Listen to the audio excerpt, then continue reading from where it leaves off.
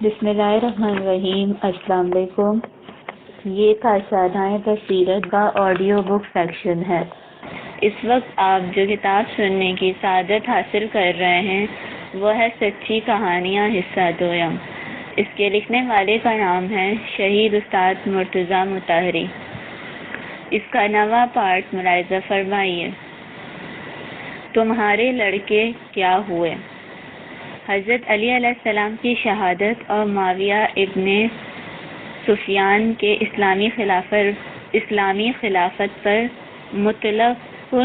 مطلق العنان قبضے کے بعد خواہ نخواہ علی کے پیروکاروں اور اس کے درمیان تکرار اور مجادلہ ہو ہی جایا کرتا تھا۔ معاویہ کی ساری کوششیں یہی تھی کہ ان سے یہ اقرار لے کہ علی کی پیروی، اور دوسری سے نہ صرف یہ کہ کوئی فائدہ نہ ہوا بلکہ اپنی تمام چیزوں کو آسانی کے ساتھ اس راستے میں گنوا دیا۔ اس کی ساری کوشش یہ تھی کہ کسی ایک محب علی سے اس کی شرمندگی و پشیمانی کو خود اپنے کان سے سنے، لیکن معاویہ کی یہ آرزو عملی جامہ اختیار کرنے سے قاصر رہی۔ حضرت علی علیہ السلام کے ماننے والے ان کی شہادت کے بعد ان کی عظمت و شخصیت سے اور زیادہ باخبر ہو گئے، اس اعتبار سے جس حد تک یہ لوگ ان کی زندگی کے دوران فداکاری و ایثار کا مظاہرہ کرتے تھے، اس سے کہیں زیادہ وفات کے بعد ان کی روش اور اصولوں کو زندہ رکھنے کی کوششیں جاری رکھیں۔ کبھی تو یہاں تک نوبت پہنچتی تھی کہ معاویہ کے عمل کا نتیجہ الٹا ہو جاتا اور وہ خود اور اس کے نزدیک ترین شریک کار حضرت علی علیہ السلام کے پیروکاروں کے عقیدے اور احساسات سے متاثر ہو جاتے۔ حضرت علی علیہ السلام کے مخلص اور وفادار بابصیرت دوستوں میں سے ایک عدی ابن حاتم تھے۔ عدی قبیلہ تی کے سردار تھے۔ ان کے چند فرزند تھے اور وہ ان کے لڑکے اور ان کے قبیلے والے حضرت علی علیہ السلام کے بہادر جان بازوں میں سے تھے۔ ان کے 3 لڑکے طرفہ، طریف، ظارف، جو جنگ صفین میں حضرت کے ہمرکاب تھے، شہید ہو چکے تھے۔ جنگ صفین کے چند سال بعد جبکہ حضرت علی علیہ السلام درجہ شہادت پر فائز ہوئے تھے اور معاویہ برسر اقتدار آیا تھا، زمانے کے اتار چڑھاؤ نے عدی ابن حاتم کو معاویہ کے روبرو قرار دیا۔ معاویہ اس غرض سے کہ عدی کے زخموں کو ہرا کرے اور ان سے یہ اقرار اور اعتراف لے کہ علی علیہ السلام کی پیروی سے کتنا خسارہ اٹھایا ہے، ان سے کہا: اینت طرفات، تمہارے لڑکے طرفہ، طارف کیا ہوئے؟ جنگ صفین میں حضرت علی علیہ السلام کے پیشہ پیش شہید ہو گئے۔ علی علیہ السلام نے تمہارے حق میں انصاف نہیں کیا۔ کیوں؟ اس لیے کہ تمہارے لڑکوں کو آگے آگے رکھا اور مروا دیا اور اپنے بچوں کو محاذ سے پیچھے محفوظ رکھا۔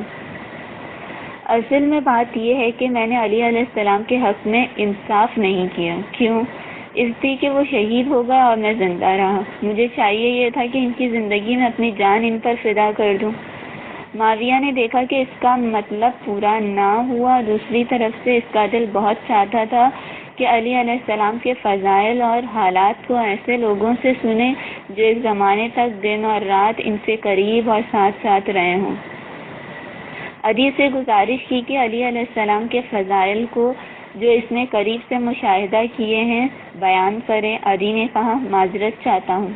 نہیں، ضرور مجھ سے بیان کرو۔ خدا کی قسم، حضرت علی علیہ السلام بہت دور اندیش اور عظیم بہادر تھے، عدل و انصاف اور حق کی حمایت کرتے تھے، علم اور یقین کے ساتھ فیصلہ کرتے تھے۔ علم اور حکمت آپ کا زیور تھا، دنیاوی جاہ و حشمت اور زرق برق سے متنفر اور رات کی تاریکیوں اور تنہائیوں سے مانوس تھے۔ یاد خدا میں بہت گریہ و زاری کرتے تھے اور غور و فکر زیادہ کرتے تھے۔ تنہائی میں اپنے نفس کا محاسبہ کرتے تھے، معمولی کپڑا پہنتے اور فقیرانہ زندگی پسند کرتے تھے۔ ہم لوگوں کے درمیان ہمارے ہی جیسے رہتے تھے، اگر کوئی چیز ان سے چاہتے تو قبول فرماتے اور اگر ان کی خدمت میں جاتے تو اپنے پاس بٹھاتے اور ہم سے دور نہ بیٹھتے۔ ان تمام چیزوں کے باوجود اس قدر رعب اور دبدبا تھا کہ کوئی بات کرنے کی ہمت نہ کرتا تھا۔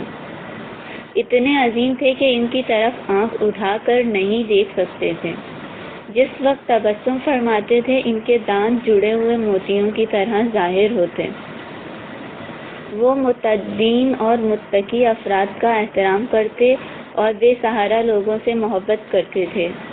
کوئی بھی طاقتور نہ ان سے ظلم کا خوف رکھتا تھا، نہ کوئی کمزور ان کی عدالت سے نا امید ہوتا تھا۔ خدا کی قسم ایک رات اپنی آنکھوں سے دیکھا، محراب عبادت میں کھڑے تھے جبکہ رات کی تاریکی چاروں طرف چھائی ہوئی تھی۔ ان کے آنسو چہرہ اور ریش مبارک پر گر رہے تھے۔ ان کے آنسو چہرے اور ریش مبارک پر گر رہے تھے، سانپ کے کاٹے ہوئے انسان کی طرح تڑپ رہے تھے اور مصیبت زدہ آدمی کی طرح رو رہے تھے۔ ایسا لگ رہا ہے کہ میں ابھی ان کی آواز سن رہا ہوں۔ دنیا سے مخاطب ہو کر فرما رہے تھے، اے دنیا مجھے چھیڑ رہی ہے اور میری طرف رخ کیا ہے، چل جا کسی اور کو دھوکہ دے۔ تجھے 3 طلاق دے چکا ہوں جس میں رجوع کرنا ہی نہیں ہے۔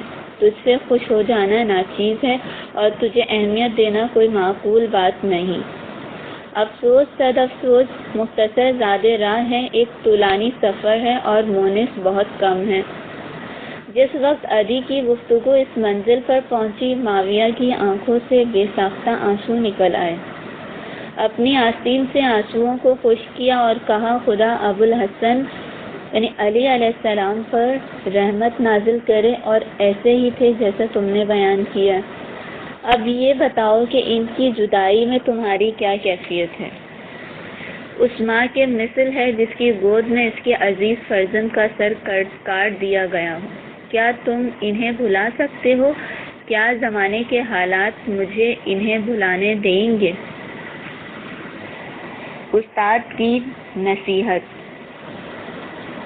سن 41 ہجری میں تخت حکومت پر قدم رکھتے ہی معاویہ بن ابی سفیان نے یہ فیصلہ کیا کہ جھوٹے پروپیگنڈوں اور مخالف نعروں کے ذریعے حضرت علی علیہ السلام کو عالم اسلام کے سامنے ایک منفور ترین شخص کی حیثیت سے پیش کر دے۔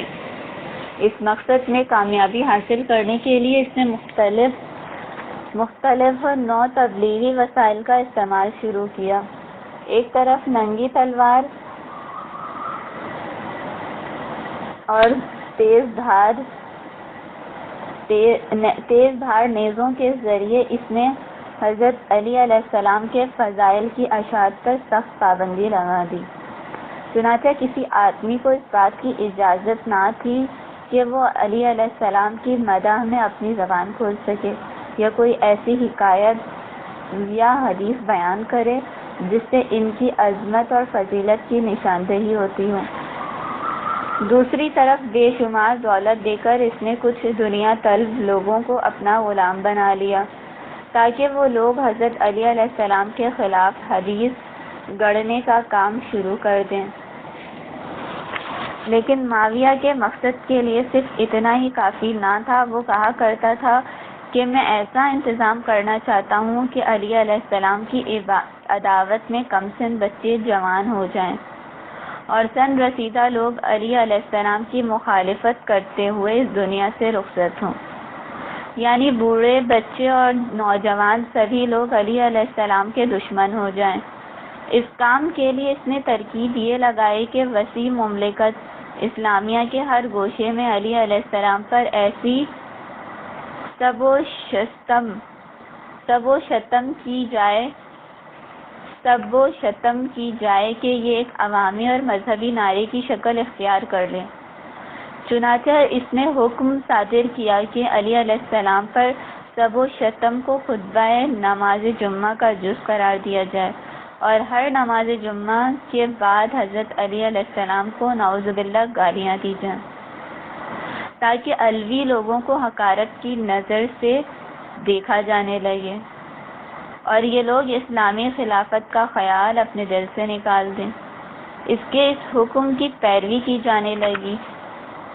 اس تاریخ کے بعد جو نسل پیدا ہوئی وہ ان نعروں سے بخوبی واقف ہو جاتی تھی اور لوگ خود بخود ان توہین آمیز نعروں کو دہرانے لگے تھے۔ اس رسم نے سادہ لوگوں پر اچھا خاصا اثر قائم کر لیا تھا، یہاں تک کہ ایک روز ایک آدمی حجاج کے پاس یہ شکایت لے کر آیا اور کہنے لگا، میرے رشتہ داروں نے مجھ سے منہ پھیر لیا ہے اور میرا نام علی رکھ دیا گیا ہے۔ میں تجھ سے مدد کا مطالبہ کرتا ہوں اور میری درخواست ہے کہ تو میرا نام تبدیل کر دے تاکہ لوگ مجھے علی کے نام سے نہ پکاریں۔ حجاج نے اس کا نام بدل دیا اور کہا، چونکہ تو نے علی سے نفرت و بیزاری کو وسیلہ قرار دیتے ہوئے مجھے اپنی امداد کے لیے طلب کیا ہے، اس لیے فلاں عہدے پر تیرا تقرر کرتا ہوں۔ تو جا اور اس عہدے کی تمام ذمہ داریاں اپنی تحویل میں لے لے۔ جھوٹی تبلیغ اور بے بنیاد نعرے رنگ لا چکے تھے، لیکن کسے یہ خبر تھی کہ ایک معمولی سا واقعہ 50 سالہ جھوٹی تبلیغات کے اثرات کا خاتمہ کر دینے کے لیے کافی ہوگا اور حقیقت کھل کر سامنے آ جائے گی۔ خاندان بنی امیہ کے ایک فرد عمر ابن عبدالعزیز کا بچپن تھا۔ ایک دن وہ بچوں کے ساتھ کھیل میں مشغول تھا۔ حسب معمول علی ابن ابی طالب پر سب و شتم لڑکوں کا تکیہ کلام بن چکا تھا۔ سارے بچے کھیل کود، ہنسی مذاق اور ادھر ادھر دوڑنے بھاگنے میں مست تھے اور کسی بات کے بہانے میں حضرت علی علیہ السلام پر سب و شتم کرتے جا رہے تھے۔ عمر بن عبدالعزیز بھی ان بچوں کے ساتھ ہم آہنگ اور ہم صدا تھے۔ حسن اتفاق کہ ان کے استاد جو ایک خود شناس، دیندار اور صاحب بصیرت شخص تھے، اس راستے سے گزرے اور اپنے کان سے یہ سن لیا کہ ان کا شاگرد عزیز حضرت علی علیہ السلام پر سب و شتم کر رہا ہے۔ استاد نے عمر بن عبدالعزیز سے کچھ نہیں کہا اور انتہائی خاموشی کے ساتھ مسجد کی طرف روانہ ہو گئے۔ دھیرے دھیرے پڑھائی کا وقت آ گیا۔ عمر بن عبدالعزیز درس حاصل کرنے کے لیے مسجد پہنچے۔ استاد نے عمر کو دیکھا، اپنی جگہ سے اٹھے اور نماز پڑھنا شروع کر دیا اور دیر تک نماز پڑھتے رہے۔ عمر کو احساس ہو گیا کہ نماز تو ایک بہانہ ہے، اصل بات کچھ اور ہے، شاید استاد کو میری کسی بات سے تکلیف پہنچی ہے۔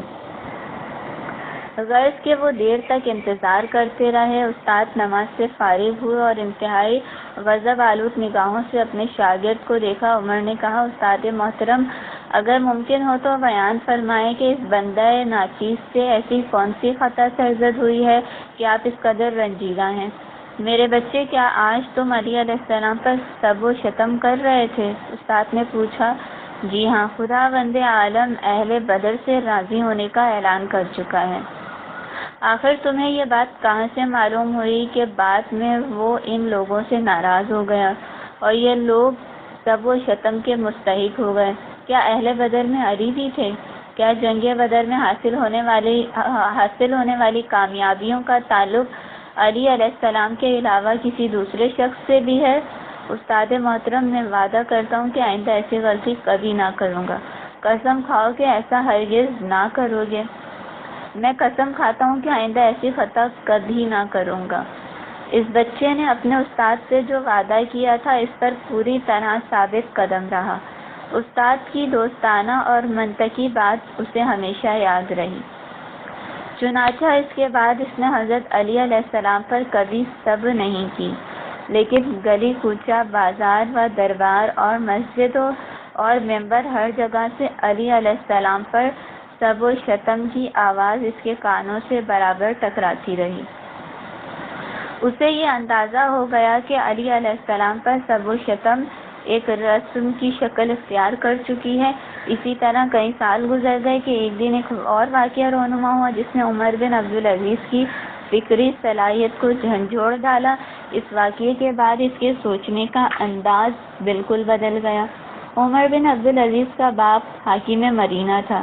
رائج سنت کے مطابق ہر جمعے کو نماز کا خصوصی اہتمام کیا جاتا تھا اور اس کا باپ نماز سے قبل خطبہ پڑھا کرتا تھا، اور بنی امیہ نے جس رسم کی ایجاد کی تھی اس کی پیروی کرتے ہوئے وہ اپنے خطبے کے آخر میں حضرت علی علیہ السلام پر سب و شتم بھی کرتا تھا۔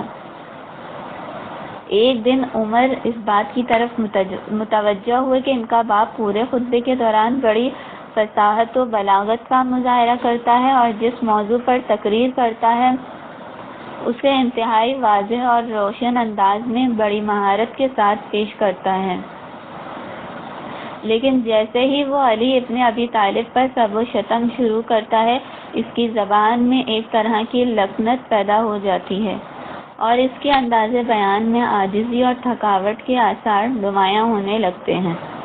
عمر کو اس بات پر بڑی حیرت ہوئی اور اسے یہ اندازہ لگانے میں کوئی دشواری نہ ہوئی کہ باپ کے دل کی گہرائیوں میں ایسی کوئی بات ضرور ہے جسے وہ اپنی زبان سے نہیں کہہ سکتے، جس کی وجہ سے ان کے طرز بیان میں خواہ مخواہ یہ تبدیلی پیدا ہو جاتی ہے۔ اسی وجہ سے ان کی زبان میں لڑکھڑاہٹ پیدا ہو جاتی ہے۔ ایک دن عمر بن عبدالعزیز نے اپنے باپ کے سامنے اس بات کا تذکرہ کرتے ہوئے کہا، ابا جان، آپ جس کسی موضوع پر خطبہ ارشاد فرماتے ہیں اسے انتہائی فصاحت و بلاغت کے ساتھ لوگوں کے سامنے پیش کرتے ہیں، لیکن جیسے ہی اس آدمی پر گالی کی باری آتی ہے تو ایسا معلوم ہوتا ہے جیسے آپ کی طاقت گویائی سلب ہو گئی ہے اور ایسا محسوس ہونے لگتا ہے کہ اب آپ کی زبان بند ہونے والی ہے۔ آخر انداز بیان میں اس تبدیلی کی کیا وجہ ہو سکتی ہے؟ میرے بیٹے، تم اس بات کی طرف متوجہ ہو گئے؟ جی ابا جان، یہ بات آپ کے انداز بیان میں پوری طرح ظاہر ہو جاتی ہے۔ میرے بیٹے، میں تم سے صرف اتنا کہنا چاہتا ہوں کہ ممبر کے نیچے بیٹھنے والے لوگ اگر اس شخص کی فضیلت کے بارے میں اتنی واقفیت حاصل کر لیں جتنا تیرا باپ واقف ہے تو یہ سب لوگ ہم سے کنارہ کش ہو کر اس آدمی کی اولاد کی پیروی کرنے لگیں گے۔ عمر بن عبدالعزیز نے بچپن میں اپنے استاد کی زبان سے جو کچھ سنا تھا آج ان کے باپ نے اس کی باقاعدہ تصدیق کر دی، چنانچہ ان کے دل میں غیر معمولی انقلاب برپا ہو گیا اور اپنے پروردگار کی بارگاہ میں یہ عہد کیا کہ اگر کبھی اقتدار کی باغ دوڑ میرے ہاتھ آ گئی تو اس میں شرمناک رسم کو بالکل ختم کر دوں گا۔ 99 ہجری کا زمانہ آ گیا۔ معاویہ نے جس شرمناک رسم کی ایجاد کی تھی وہ تقریباً گزشتہ 60 برسوں تک جاری رہی۔ اس وقت سلیمان بن عبد الملک خلافت کر رہا تھا۔ سلیمان بیمار ہوا اور یہ سمجھ لیا کہ اب وہ اس دنیا سے جانے والا ہے۔ اپنے باپ کی وصیت کے مطابق اس کی ذمہ داری تھی کہ اپنے بھائی یزید بن عبد الملک کو اپنا ولی عہد مقرر کر دے، لیکن سلیمان نے بعض مصالح کی بنیاد پر عمر بن عبدالعزیز کو اپنا خلیفہ و جانشین مقرر کر دیا۔ سلیمان کی وفات کے بعد مسجد میں اس کا وصیت نامہ پڑھا گیا۔ سب لوگ یہ سن کر حیران رہ گئے کہ سلیمان نے عمر بن عبدالعزیز کو خلیفہ مقرر کیا ہے۔ عمر اس مجلس میں سب سے پیچھے بیٹھے ہوئے تھے۔ جب انہوں نے دیکھا کہ ان کے حق میں وصیت کی گئی ہے تو ان کی زبان سے بے اختیار یہ کلمات نکل پڑے، انا للہ و انا الیہ راجعون۔ اس کے بعد لوگوں نے انہیں پکڑ کر ممبر پر بٹھا دیا اور لوگوں نے خوشی خوشی ان کی بیعت قبول کر لی۔ تخت خلافت پر بیٹھنے کے بعد عمر ابن عبدالعزیز نے اپنی پہلی فرصت میں جو کام کیے ان میں یہ بات بھی شامل تھی کہ علی ابن ابی طالب پر کی جانے والی سب و شتم پر سخت پابندی عائد کرتے ہوئے یہ حکم صادر کیا کہ خطبہ نماز جمعہ کے دوران علی علیہ السلام پر سب کے بجائے قرآن مجید کی اس آیت کریمہ کی تلاوت کی جائے، اِنَّ لِلَّهِ يَأْمُرُ بِالْعَدْلِ وَالْإِحْسَانِ۔ شعراء اور مقررین نے عمر بن عبدالعزیز کے اس کام کی بڑی ستائش کی اور اس کے نیک کام کو جاوید بنا دیا اور اس کے نیک نام کو جاوید بنا دیا۔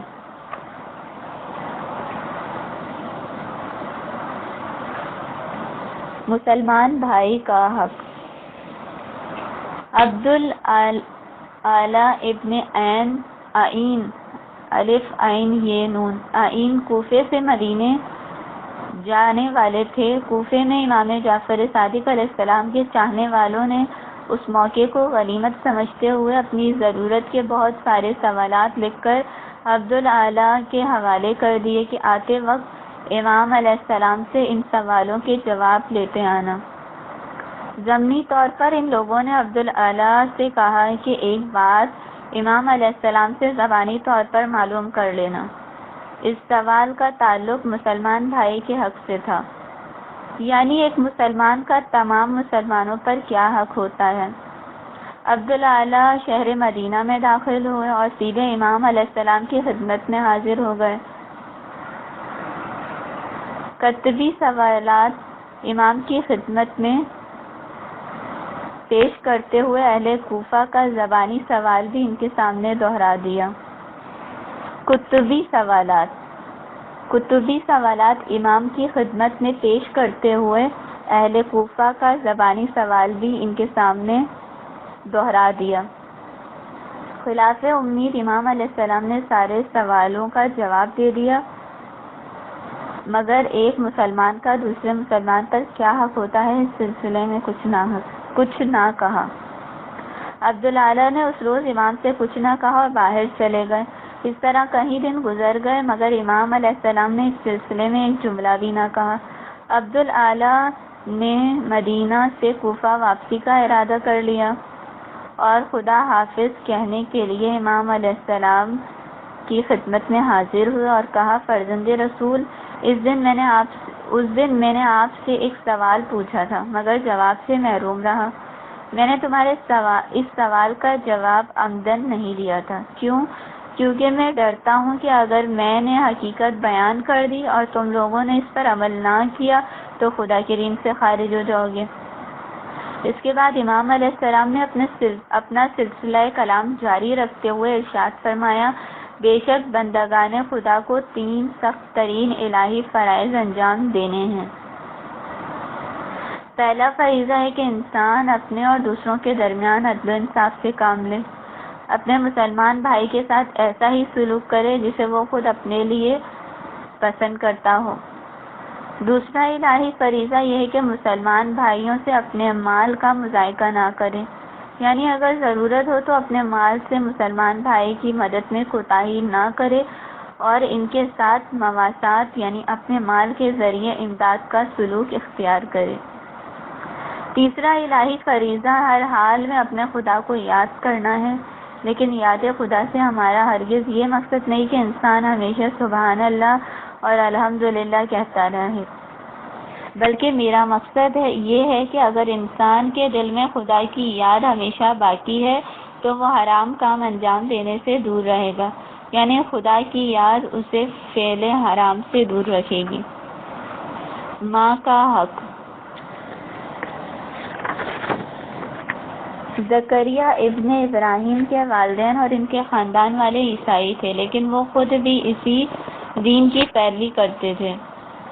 کافی دنوں سے انہیں ایسا محسوس ہو رہا تھا کہ ان کا دل مذہب اسلام کی طرف مائل ہے، ان کا ضمیر انہیں اسلام قبول کرنے کی دعوت دے رہا تھا۔ آخرکار والدین اور خاندان والوں کی مرضی کے خلاف انہوں نے اسلام قبول کر لیا اور اسلامی احکام و قوانین کی پیروی کرنے لگے۔ حج کا زمانہ آ گیا۔ زکریا سفر حج کے ارادے سے کوفہ سے باہر نکلے اور مدینہ منورہ میں امام جعفر صادق علیہ السلام سے ملاقات کا شرف حاصل کیا اور اپنا سارا ماجرا امام علیہ السلام کے سامنے بیان کر دیا کہ کس طرح اس نے اسلام قبول کیا۔ امام علیہ السلام نے ان سے دریافت کیا، اسلام کی کون سی چیز تمہیں زیادہ پسند آئی؟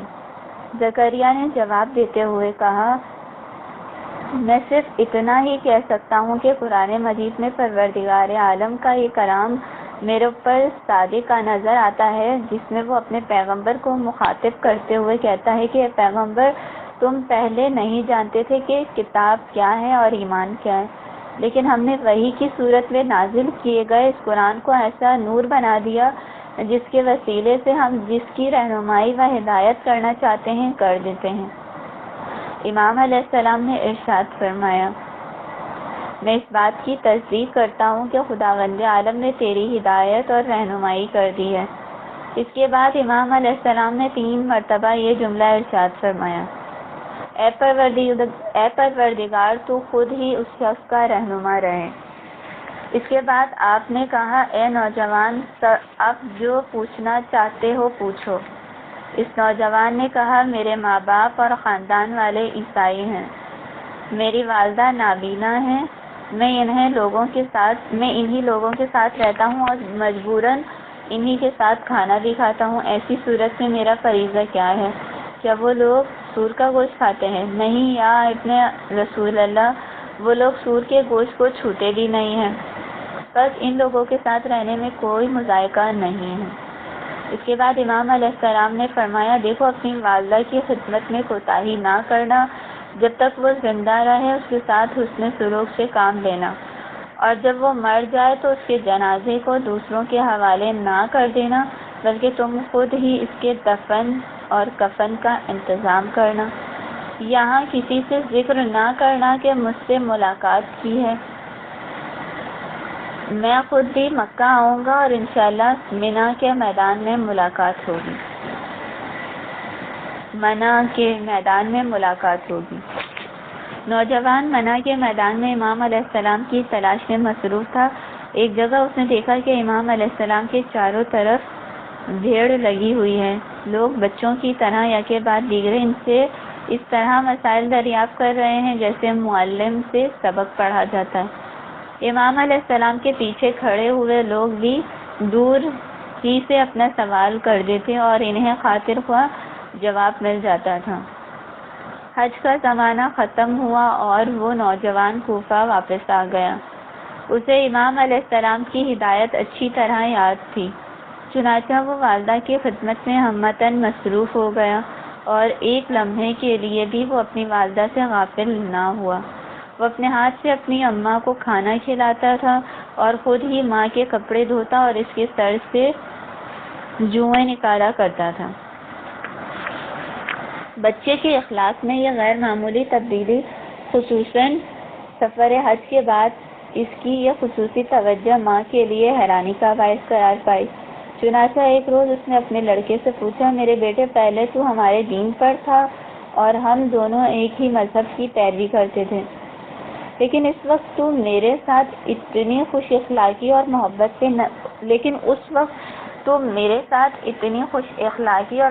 سے نہیں پیش آتا تھا۔